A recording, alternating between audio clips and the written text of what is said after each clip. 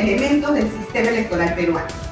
Entonces, vamos a empezar con, primero, el primer elemento que nosotros podemos mencionar son los organismos electorales. ¿Qué son los organismos electorales? Básicamente son los organismos que en nuestro país van a trabajar con el fin de organizar los procesos electorales a través de los cuales nosotros elegimos a nuestras autoridades y representantes. ¿Cuántos organismos electorales hay en el Perú? Les doy opciones. 1, 2 o 3.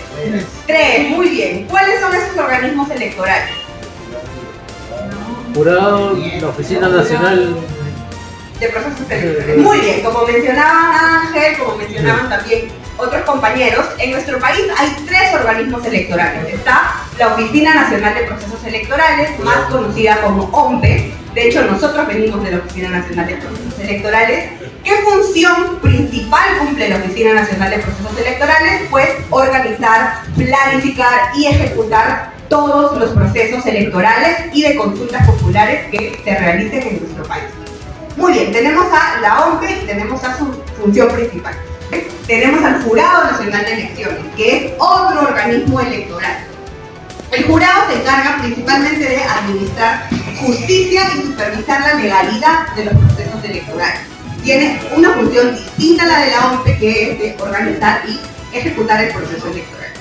Y en tercer lugar tenemos a el Registro Nacional de Identificación y Estado Civil, RENIE, exacto, cuya función principal o quizás más conocida es la emisión de los DNI, de los documentos nacionales de identidad a los electores, con los que pueden participar en los procesos electorales, además de elaborar el padrón electoral, que es el listado de todas las personas que están habilitadas para participar en los procesos electorales. Entonces, tenemos 3 organismos electorales en nuestro país. Tenemos a la OMPE, tenemos al Jurado Nacional de Elecciones y tenemos al RENIE. Todos estos organismos electorales tienen funciones distintas, pero trabajan en sintonía para poder organizar los procesos electorales. Entonces, muy bien, ya tenemos el primer elemento del sistema electoral, los organismos electorales, que se encargan de realizar estos procesos con el fin de que podamos tener a las autoridades. Después tenemos a un segundo elemento del sistema electoral, que es el distrito electoral. Y para entender a este elemento, el distrito electoral, que es muy sencillo, vamos a utilizar varios ejemplos de lo que vamos a elegir en las elecciones generales del próximo año. Entonces, cuando yo hablo de un distrito electoral, estoy hablando de un conjunto de electores, generalmente ubicados en un territorio específico, que van a elegir a determinadas autoridades y representantes. Por ejemplo, yo podría decir que nosotros, todas las personas que estamos en este salón, somos un distrito electoral, para tener una idea. Entonces, ¿para qué sirven los distritos electorales? Los distritos electorales sirven para poder elegir a las autoridades y representantes. Y la cantidad de distritos electorales que nuestro país utilice va a depender del proceso electoral. Y vamos a ver un ejemplo. Hemos dicho previamente que el próximo año vamos a elegir a la fórmula presidencial. Vamos a tener elecciones presidenciales. Para las elecciones presidenciales, el Perú es un distrito electoral. El Perú completo, todos los electores del Perú, todos nosotros somos parte del distrito electoral para elegir a la fórmula presidencial. ¿Ok? Muy bien. Ese es el distrito electoral, que se llama Distrito Nacional o Distrito Único Nacional, si queremos ponerle como un término mucho más preciso. Pero también tenemos otro tipo de distritos electorales, que es el distrito electoral múltiple. ¿Cuándo se utiliza el distrito electoral múltiple? Para la elección del Congreso. Ahora va a ser bicameral, es decir, vamos a elegir senadores y vamos a elegir diputados.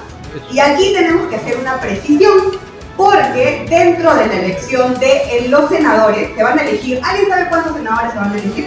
60, muy bien. Entonces, de esos 60 senadores que se van a elegir, 30 senadores se van a elegir por distrito nacional, es decir, todos los electores del Perú vamos a elegir a 30 senadores. Y los otros 30 senadores se van a repartir a cada uno de los distritos electorales que integran nuestro país, que son 27 distritos electorales. Muy bien. Por último, para la Cámara de Diputados también se utilizan estos 27 distritos electorales o distritos múltiples.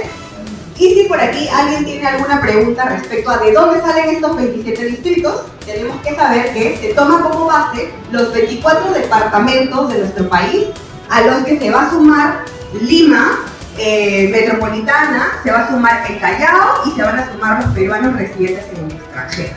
La normativa dice que las organizaciones políticas deben superar el 5% de los votos válidos a nivel nacional.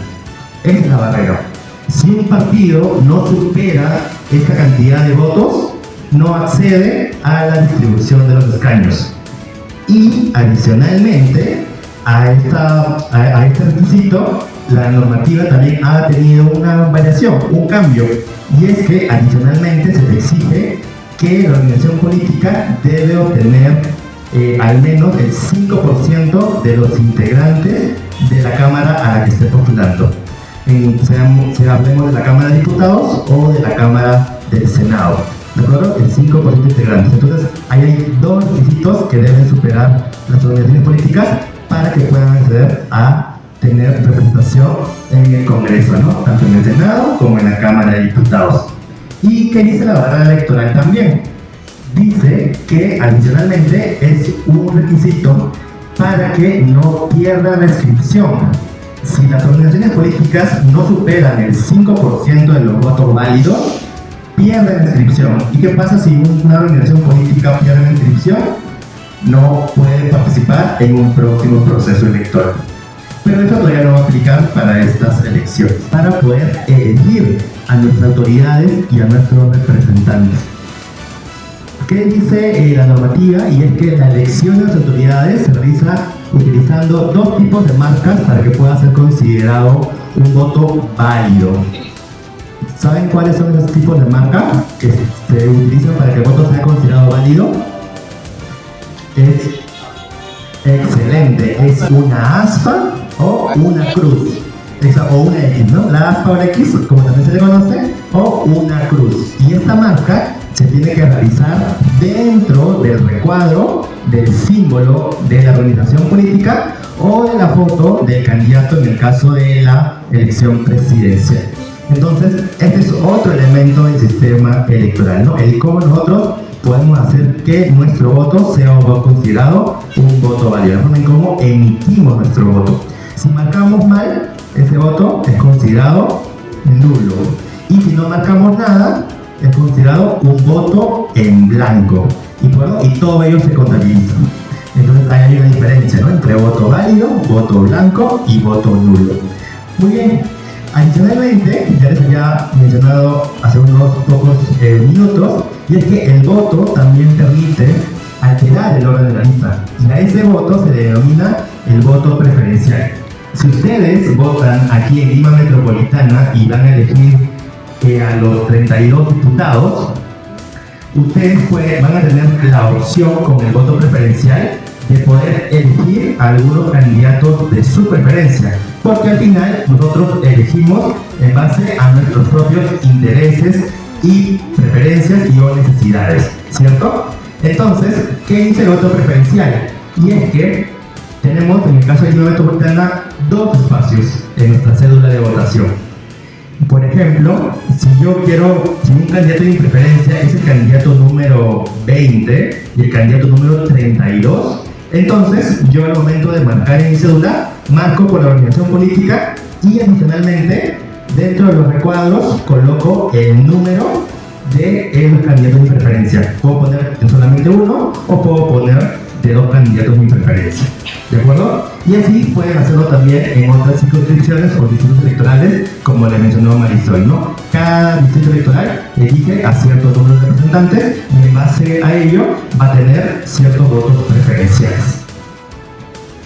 Y bien, continuando con otro elemento del sistema electoral, tenemos lo que se conoce como la barrera electoral, o también llamada valla electoral. Aquí, brevemente, para que nos quede clara esta idea, y es que ustedes saben cuántas organizaciones políticas estaban participando hasta hace poco. 43. Excelente, tienen todos los datos aquí. Y sí, estaban participando 43.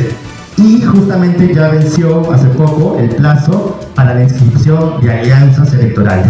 ¿Esto qué quiere decir? Que algunos partidos políticos se han aliado y han conformado una alianza, ¿no? Hemos tenido 5 alianzas electorales hasta el momento que han presentado solicitud, todavía está en evaluación para que se definan cuáles sí llegan a conformarse como tal. Entonces, en un promedio de 37-38 organizaciones políticas son las que estarían participando en las elecciones del próximo año, ¿de acuerdo? Pero aquí hay lo que se conoce como la barrera electoral. ¿Y qué dice la barrera electoral? Es que asumamos que van a participar las 38 organizaciones políticas entre partidos y alianzas. ¿Qué dice la barrera? Es que los partidos políticos que están en esta competencia, ellos tienen que superar esa barrera para que puedan acceder al reparto de los escaños. ¿Cuántos diputados vamos a elegir? 130, ¿no? Cuando hay un proceso electoral, hay personas que pueden ser candidatos, pero estas personas que quieren ser candidatos o candidatas van a participar en el proceso electoral a través de listas. Una de las novedades de los cambios normativos que se van a aplicar para las elecciones del próximo año es que las organizaciones políticas deben cumplir con un requisito, y es que realicen elecciones primarias. Y las elecciones se van a desarrollar este año, en el mes de noviembre y diciembre de este año. Los partidos van a realizar una elección dentro de su organización. ¿Para qué? Para que definan quiénes van a ser los candidatos y candidatas que van a participar el próximo año. Y en esas elecciones sí pueden presentarse de manera individual algunos candidatos, siempre y cuando eso esté establecido en el estatuto de cada organización política. Otro elemento del sistema electoral es la fórmula electoral.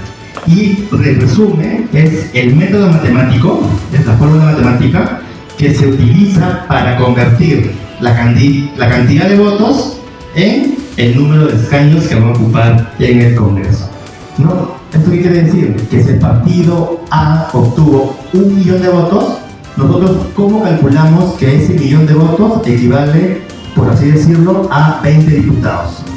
¿No? Ahí hay una fórmula que se aplica. A esa fórmula se le conoce como la fórmula electoral, pero en el caso peruano se conoce como la cifra repartidora. No sé si la han escuchado, pero la cifra repartidora es el término que se utiliza para que se haga ese cálculo de saber que esta cantidad de votos equivale a qué número de escaños en el Congreso de la República.